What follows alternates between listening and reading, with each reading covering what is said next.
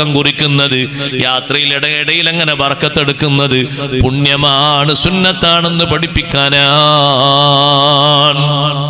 അപ്പൊ ഈ നാട്ടിൽ താമസിക്കുന്ന ആളല്ലേ, ഒരു സിയാറത്തിന് വേണ്ടി ഇത്രയും കാലം നാട്ടിൽ നിന്നല്ലോ, എല്ലാ വെള്ളിയാഴ്ചയും മറ്റൊക്കെ ഒന്ന് സിയാറത്ത് ചെയ്യും, പോവുകയാണ്. അപ്പൊ സിയാറത്തിന് വേണ്ടി വന്നു.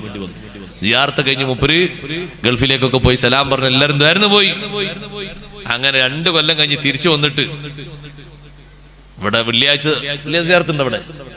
വെള്ളിയാഴ്ച സിയാറത്തിന് വേണ്ടി എല്ലാവരും നിൽക്കുമ്പോൾ മൂപ്പര് നിൽക്കുന്നില്ല. മൂപ്പര് പോകുക, ചെരുപ്പിട്ട് വേഗം പോകാൻ, വാഹനമൊക്കെ സ്റ്റാർട്ടാക്കി വേഗം പോകാൻ, നല്ല വാഹനത്തിൽ വേഗം പോകാൻ. അപ്പൊ ആൾക്കാരൊക്കെ ശ്രദ്ധിച്ചു, എന്താ മൂപ്പര് സിയാറത്ത് നിൽക്കാത്ത?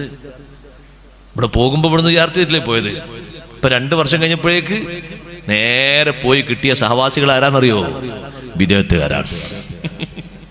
അവർ നല്ല മരുന്ന് വെച്ചു കൊടുത്തു കൽബിലേക്ക്. ഇടക്കിടക്ക് അവന് CD കൊടുത്തു, ഇടക്കിടക്ക് കാണാൻ വേണ്ടിയുള്ള എല്ലാവിധ സൗകര്യങ്ങളും സൗജന്യമായി കൊടുത്തു. എല്ലാം കിട്ടിയപ്പോൾ അല്പജ്ഞാനിയായ ഈ മനുഷ്യന്റെ മനസ്സിൽ ഈ മഹാന്മാരോട് വിരോധം വന്നുപോയി. അവരെ സിയാറത്ത് തെറ്റാണ് എന്ന് പഠിപ്പിക്കപ്പെട്ടു പോയി. സലാം കൂടിയും പറയരുത്, അവരെ മഖ്ബറിന്റെ സമീപത്ത് പോലും നിന്നു പോകരുത് എന്ന് പഠിപ്പിക്കപ്പെട്ടു പോയി. നഊദു ബില്ലാഹ്. വീട്ടിലെത്തി നോക്കുമ്പോ ഉമ്മയതാ മഗ്രിബിന് ശേഷം ഖുർആൻ ഓതിയിട്ട് ഇശാഇന്റെ ശേഷം ഹദ്ദാദ് റാത്തീബ് ഓതുമ്പോ 4 ഫാത്തിഹ ഓതൂലേ, 4 ഫാത്തിഹ ഓതുമ്പോ ഈ ചെറുപ്പക്കാരൻ ഉമ്മാനെ മുഖത്തേക്ക് ഗൗരവത്തോടെ നോക്കുന്നു. എന്താ മോനെ ഇന്നലെ ഇല്ലാത്തൊരു നോട്ടം? എന്താ നിങ്ങൾ ചെയ്യുന്നത്?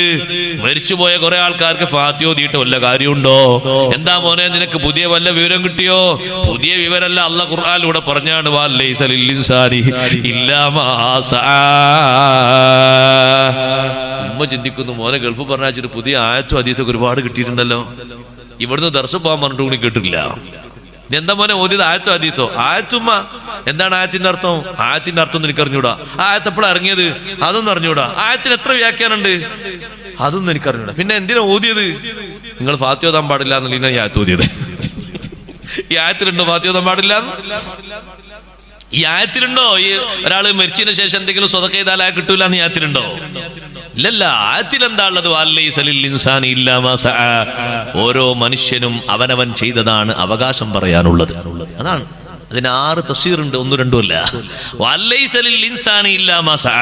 എനിക്ക് അവകാശപ്പെടാനുള്ളത് മറ്റൊക്കെ ഔദാര്യ. വാപ്പ എനിക്ക് ഓതിയത്, കൂട്ടുകാർ ഓതിയത്, ബാക്കിയുള്ളവരോ നാട്ടുകാർ ഓതിയതൊക്കെ എന്താ? അതൊക്കെ ഔദാര്യാണ്, ബഹുമാനമാണ്. എനിക്ക് അവകാശപ്പെടാനുള്ളത് ഞാൻ എൻ്റെ ജീവിതകാലത്ത് ഓതിയത്, ദിക്റല്ലിയത്, നിസ്കരിച്ചതല്ലേ, അതെനിക്ക് അവകാശപ്പെടാനുള്ളത്. അങ്ങനെ ഒരു അർത്ഥം ആയത്തിനുണ്ടോ? അങ്ങനെ അർത്ഥം ആയത്തിനുണ്ട് എന്ന് ഇസ്മായിൽ ഹഖീൽ ബറൂസബി റഹ്മത്തുള്ളാഹി അലൈഹി പറഞ്ഞു.